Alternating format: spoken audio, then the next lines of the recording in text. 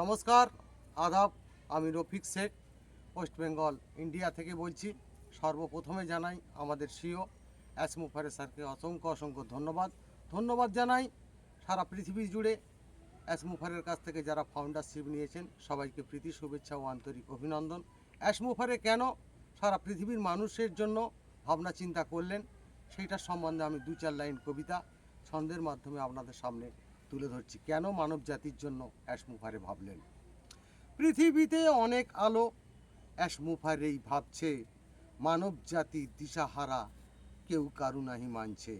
কেমন পৃথিবী কেমন সমাজ একটু আগিয়ে দেখি, আগিয়ে যখন চলেছি আমি অনেক কিছুই দেখেছি। পৃথিবীটাই অনেক কিন্তু বাজে কাজে আজ যাচ্ছে, তারই জন্য মানব জাতি প্রতিহিংসাই বাড়ছে।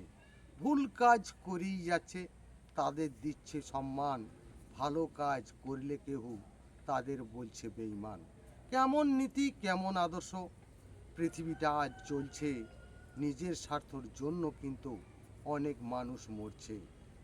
যে যেমনই মানুষ কিন্তু তার সেই রকমের কাজ, যোগ্যতা থাকলে কিন্তু করতে পারিনি আজ।